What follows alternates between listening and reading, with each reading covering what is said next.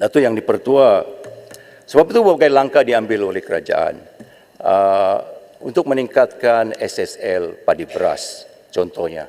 Sebab itu pendekatan baru yang dibuat, Smart Sawah berskala besar ataupun Smart SBB, semata-mata adalah untuk memastikan dalam keluasan tanah yang ada dan dengan pengurusan dan penglibatan pihak swasta dan pihak berkepentingan dapat meningkatkan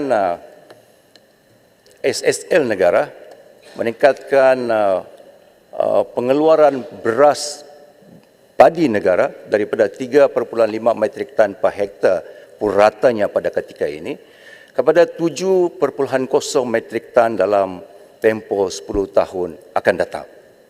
Dan dengan meningkatkan SSL ini, kita akan dapat mengurangkan kebergantungan kepada 30% import beras yang ketika ini ditanggung oleh masih lagi ditanggung oleh kerajaan, iaitu bekalan daripada luar negara sebanyak 30% daripada keperluan negara.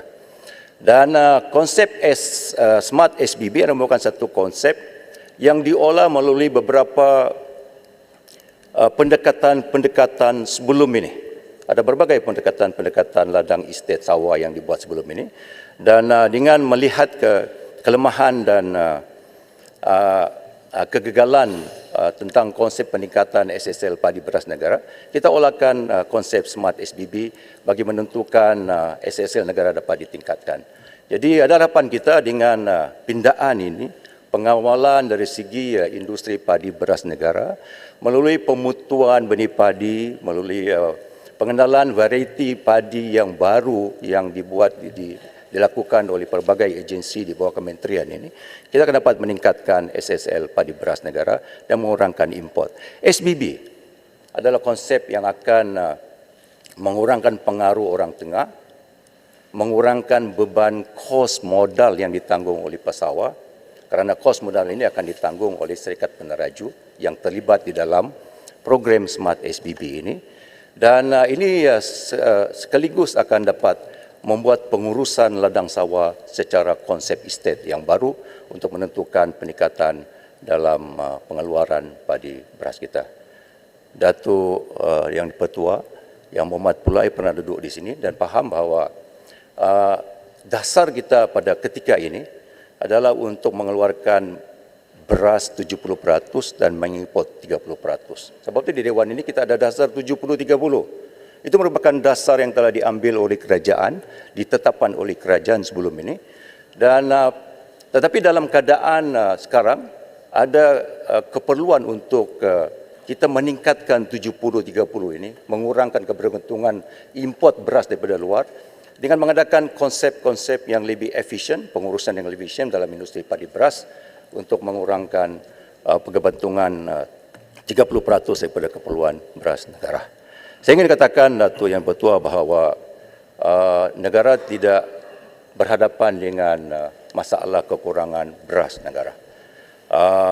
Komitmen yang dilakarkan di dalam perjanjian bernas dengan kerajaan, stockpile beras yang diletakkan sebagai komitmen bernas dalam antara 10-12 komitmen CSR yang perlu dilaksanakan oleh bernas adalah untuk meningkatkan stockpile padi beras daripada 150 metrik tan kepada 290 metrik tan pada ketika ini.